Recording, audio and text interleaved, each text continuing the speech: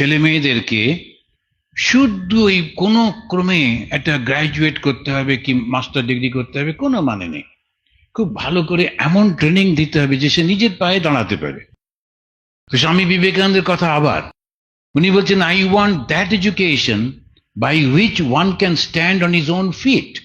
এটা হচ্ছে প্রথম definition of education. I want that education. আমি সেই শিক্ষা চাই যাতে সে নিজের পায়ের উপর দাঁড়াতে পারে। By which one can stand on his own feet. আর যেই আমরা 22 বছর, 23 বছর, 24 বছরের ছেলে সে বাবার কাছে গিয়ে একটু টাকা চাইছে, আর কি অসুবিধে, কত অস্বস্তি।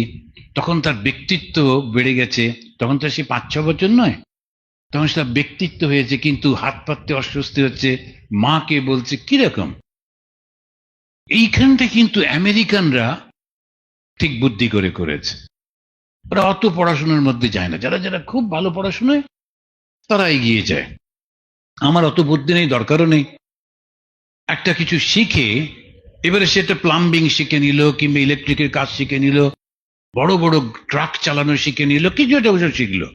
আর মজাটা হচ্ছে, ডাক্তার যত ইনকাম করে ট্রাক ড্রাইভার ততই ইনকাম করে, কোনো অসুবিধা নেই। একজন ট্রাক ড্রাইভার গুলো আর যে যায়, যে ট্রাক গুলো এসি ট্রাক একদম আরামসে যায়, প্রচুর টাকা কন্ট্রাক্টে হয়। আপনি জানেন ওখানেতে একটা প্লাম্বারকে যদি ডাকতে হয়, যেমন ডাক্তারের সঙ্গে অ্যাপয়েন্টমেন্ট করতে হয়, প্লাম্বারের সঙ্গে অ্যাপয়েন্টমেন্ট করতে হয়। বলে, ভাই আমার কলটা ভেঙে গেছে, জল পড়ে যাচ্ছে। ও বললো, আমি পরশুদিন ফ্রি আছি। আমার জলটা কি হবে, সব চলে যাচ্ছে যে, না আমি পরশুদিন আগে পারবো না। এইরকম প্লাম্বার। আমাদের যে জায়গাটা, সেখানে একটা প্লাম্বারের সঙ্গে যেই কথা বলতে শুরু করলেন, ও বললো, সি এখন তুমি কথা বলছো, যতক্ষণ কথা বলবে $75 পার আওয়ার, 1 ঘন্টা কথা বলো, আমার কোনো আপত্তি নেই, $75 দিতে হবে। কিন্তু আমি ভেবে দেখুন, ও কেন শুধু শুধু পড়তে যাবে? তারপরে কোনো রকমের কলেজে গিয়ে টিকটিক করে পড়ছে, হই হই, তারপরে হিন্দি সিনেমাগুলো শেখাচ্ছে, কলেজে গিয়ে নাচতে হয়, মারামারি করতে হয়। কলেজ মানেই হচ্ছে এইগুলো, পড়াশোনাটা বাদ দিয়ে বাকি সবগুলো হিন্দি সিনেমার শিক্ষা। তো আমরা সেইগুলো করলাম। কলেজে গিয়ে প্রফেসরদের সঙ্গে মজা করতে হয়, তারপরে প্রিন্সিপালকে অপমান করতে হয়। এটা আমাদের কলেজে গিয়ে বাচ্চারা এরকম করে। একই কথা, এগুলো ভুল হয়ে যাচ্ছে।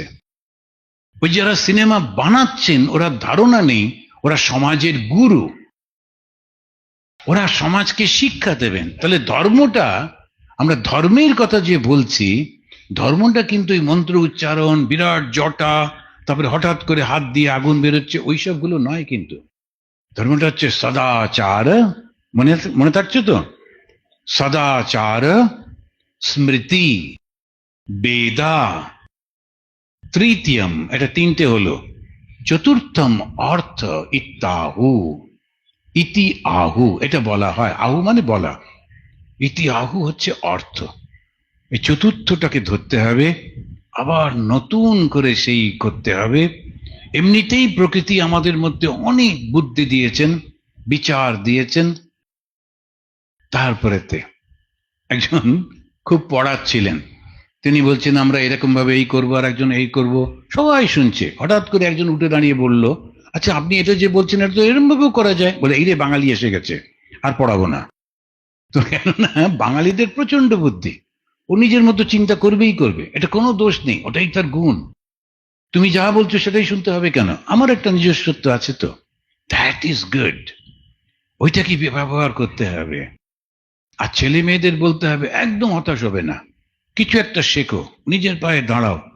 আমাদের একজন ছাত্র, ওকে বাবা মা ওকে চেঁচামেচি করতো, পড়ছিস না, কোনো রকমের গ্রাজুয়েট হয়েছে, না হলে মান থাকে না।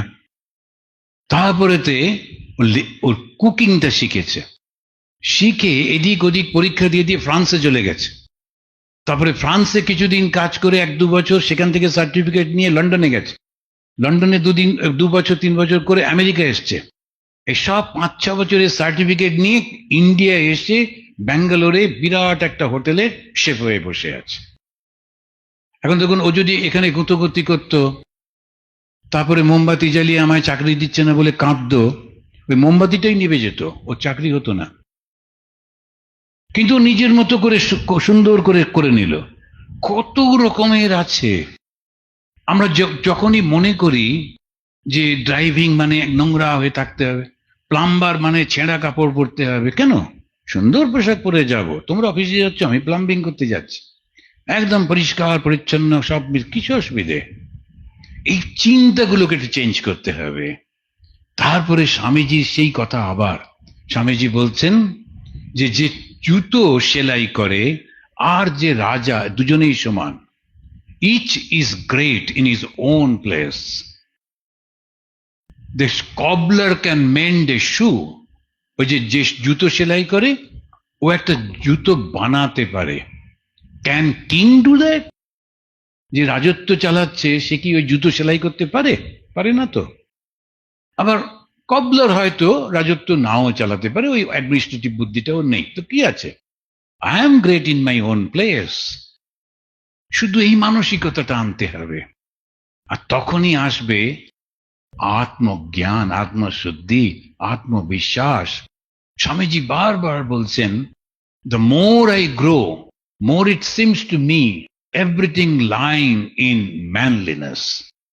ম্যানলিনেস মানে পুরুষ শরীর না, ম্যানলিনেস মানে আত্মবিশ্বাস। আমি পারবো, আমি পারবো, আমি পারবো, আমি তো কিছু খারাপ করছি না, আমি এই কাজটা করছি, করে অর্থ রোজগার করছি।